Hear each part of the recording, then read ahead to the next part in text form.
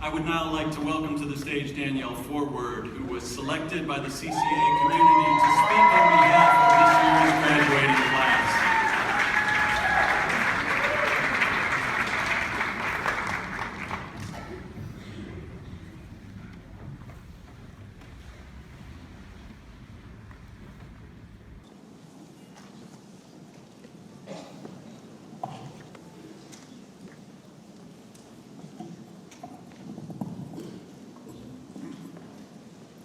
Welcome, my fellow graduates, and thank you all for being here today, especially those of you who crossed great distances. And to the family, friends, loved ones, mentors, and teachers who are with us today, thank you. Your encouragement and belief carried us through difficult moments of self-doubt and growth, and your patience and wisdom allowed us to step into a greater version of ourselves. This is your accomplishment as well as ours. 10 years ago, I began working on the bachelor's degree that I will finally receive today. Thank you.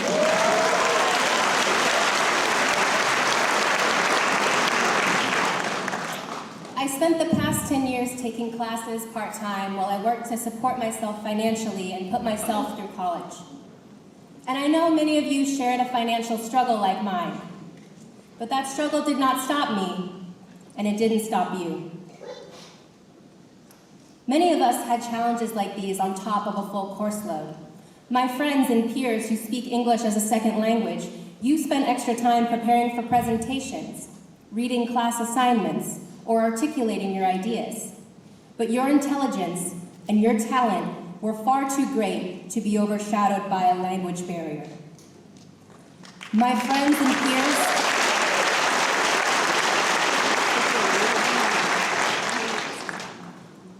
and peers, who had to compromise time on assignments to care for a child or loved one, drive a 2-hour commute just to get to class, or negotiate with anxiety and depression just to do your homework. Your dedication and strength is what helped you succeed. Congratulations, all of you.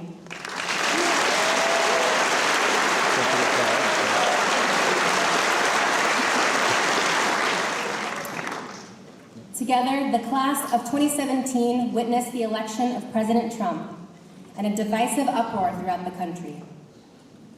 Many of us feared a rise in hate crimes against people of color, the LGBTQ community, immigrants, Jews, and Muslims.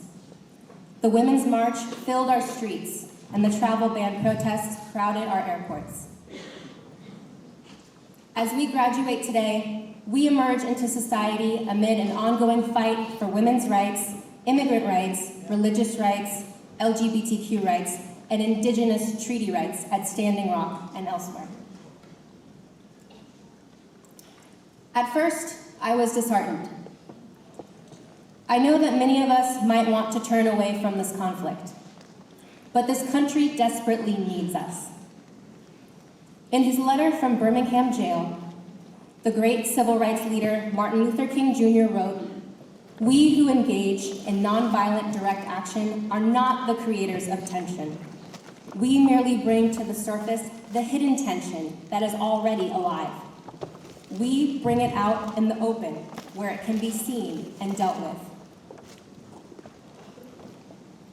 Dr. King was talking about you and me. Oppression, suffering, and injustice are often invisible, yet as creative people, our very power lies in making them visible. We give form to the unseen. We reimagine society and make that vision a reality.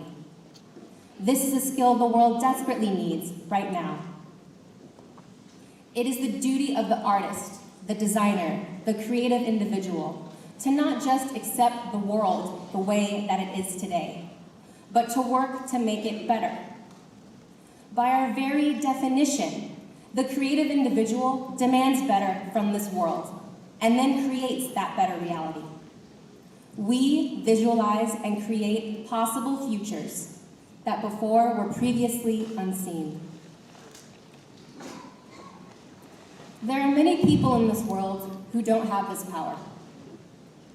People people who depend on creative leadership to imagine a different world and show us how it's possible. So now, as we enter the workplace and the world as creative individuals, I want us to accept this challenge together. Will you spend your life letting others decide how your power should be used? Or will you use the power you've gained these past 4 years to create the future that you want to live in? This may seem daunting, especially for those of us who feel marginalized in society in places of power. As a Native American, it was difficult for me to own my identity and speak proudly in a society that insisted I didn't exist. But I know this now. Oppression from others is dangerous, but it is most destructive when it distorts your perception of yourself and what you're capable of. The great poet Audre Lorde once wrote, "It is a waste of time hating a mirror or its reflection, instead of stopping the hand that makes glass with distortions." You are good enough.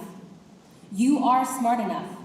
You can be the one that people look to as an example when they're filled with fear and self-doubt. They can point to you and say, that person is like me, and I can be great too.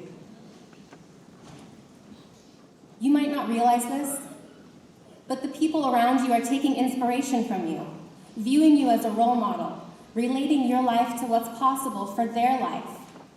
The same way that courage filled in me as I watched my mother stand before the city of Cloverdale to defend the rights of our Native American tribe when no one else would. So when you stand up and tell your truth through your voice, your art, and your craft, remember that even if you are afraid, you must stand up and create not only for the sake of that better future, but for the courage you inspire in those who are watching you stand up. Thank you, and congratulations, everyone.